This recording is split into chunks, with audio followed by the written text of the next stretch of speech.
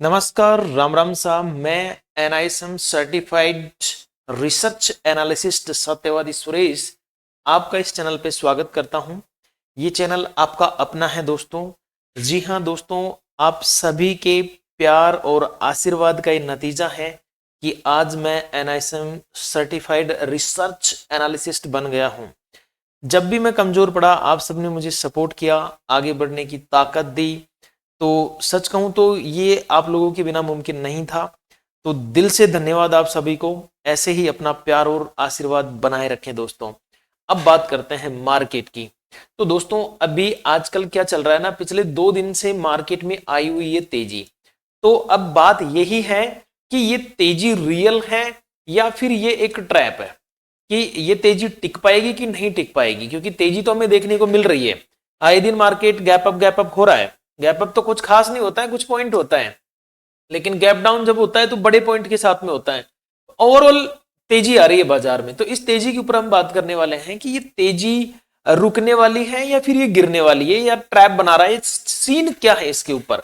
तो इसको हम डिस्कस करने के लिए हमें क्या करना होगा, थोड़ा सा ग्लोबल मार्केट देखने होगा। देखो, ग्लोबल मार्केट पे अगर मैं जाता हूं तो यहाँ पे मैं एशिया मार्केट देख रहा हूं, जिसका अपडेट अभी 8:40 पे हुआ है। ठीक है, और अभी जो टाइम हो रखा है वो है 8:54। यहाँ पे आप देख सकते हैं 8:40 पे इसका अपडेट हुआ है। गिफ्ट निफ्टी अभी भी 36 पॉइंट प्लस में है। निकाई की बात करें तो 50 पॉइंट थोड़ी माइनस में है। लेकिन हैंगसेंग एंड ताइवान, इनकी बात करें तो ये दोनों पॉजिटिव में है। वहीं यूएस मार्केट की बात करें अमेरिका की, तो एसएनपी देखो प्लस में है, 840 पे है। और डाउ जोन्स की अगर बात करें तो 181 पॉइंट प्लस में है। नेस्डेक की बात करें तो लगभग ये भी यहाँ पे 100 पॉइंट यहाँ पे प्लस में है।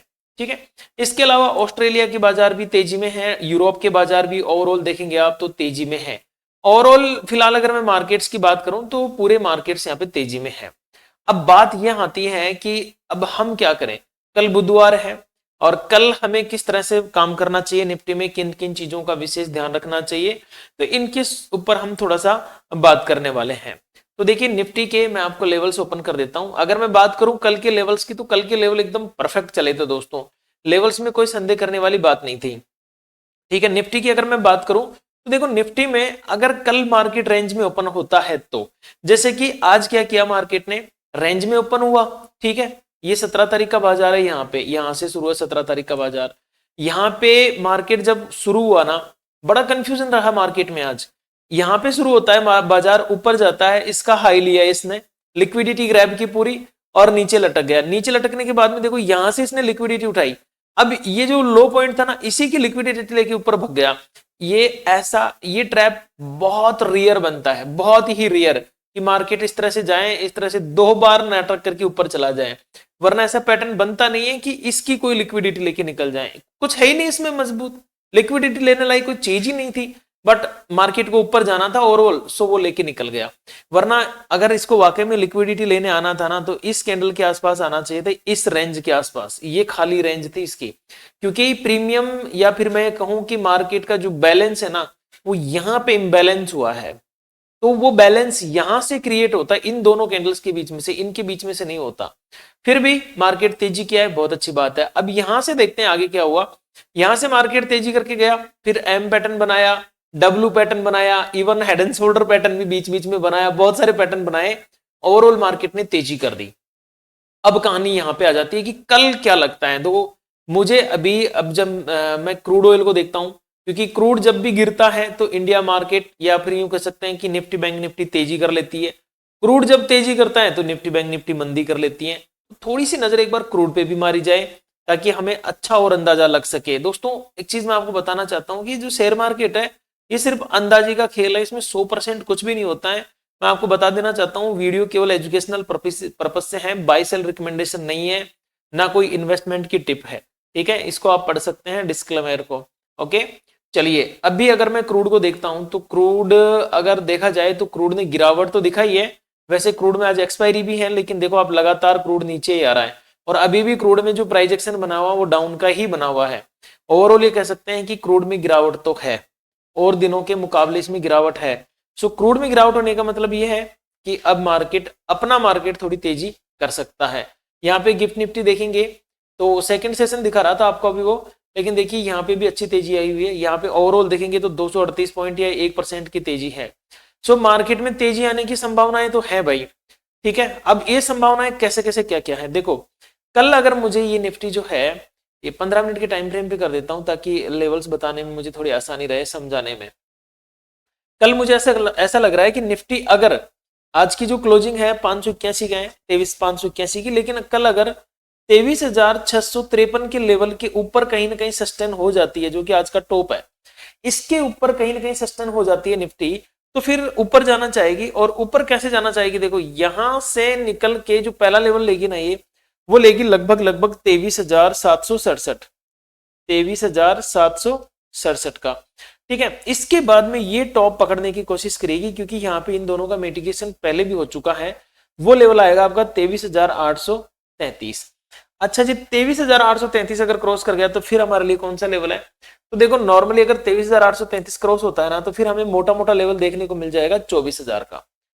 फिलहाल ओवरऑल अगर हम पढ़ते हैं बाजार को, समझने की कोशिश करते हैं, तो हमारे पास में जो 24,000 का लेवल है ना, ये मजबूत रेजिस्टेंस का काम करता हुआ नजर आएगा, ठीक है। एक बहुत मजबूत रेजिस्टेंस फिलहाल हमें देखने को मिल सकता है। इसके अलावा अगर मैं इसमें और भी डीप एनालिसिस लगाना चाहूं तो देखो गिरावट तो बहुत गजब की है। हम कहां से इसमें लगाएंगे, अगर फिब भी लगाएंगे तो फिब भी अगर हमें लगानी है तो लगभग यहां से लगाएंगे हम, और इसका भी 50% अभी हमारे पास में अगर देखेंगे हम तो 24,466 के आसपास आता है। सो फिब वगैरह में अभी हम नहीं उलझेंगे, क्योंकि ये सब बहुत कुछ हो जाएगा। फिलहाल हमें एक न्यूज बेस पे चलना है। अगर न्यूज पॉजिटिव आ जाती है तो मार्केट और उठने की कोशिश करेगा, नहीं तो फिर अगर भूरा भाई ने कुछ गलत बोल दिया ना माल फूंक के, तो फिर कुछ भी हो सकता है, बाजार नीचे भी आ सकता है, ठीक है। अभी अगर मान के चलो आपने कॉल या पुट कुछ भी होल्ड किया ना, तो आपको डरने की जरूरत नहीं है, ठीक है। आज की निफ्टी की एक्सपायरी तो खत्म हो गई, ठीक है, अब डरने की जरूरत नहीं है दोस्तों। और अब अगर मैं बात करूं तो 25,568, एक 25,000 नहीं है यार, नाम 25,000 का आता है, 23,568, 568 है ये, ठीक है। अगर मार्केट कल इसको as a support resistance react करने लग जाए, यहां से नीचे गिरना चालू हो जाए, तो मुझे जो पहला लेवल देखने को मिलेगा वो 23,500 का लेवल देखने का मिलेगा। फिर मुझे देखने को मिल सकता है लगभग 23,459 का। थर्ड लेवल मेरा हो सकता है 23,377 का। एक चीज याद रखना दोस्तों, अभी मार्केट है ना बहुत गिर चुका है, एक हवा का हल्का सा झोंका चाहिए इसको।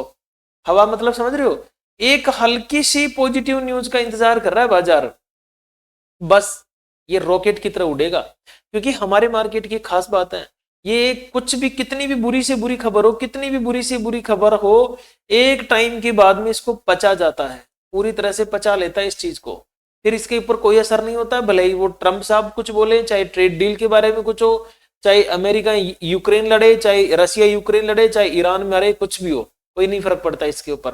क्योंकि हमारा मार्केट पता नहीं कैसे इन चीजों को पचा लेता है, इसको इतनी आदत हो गई पचाने की।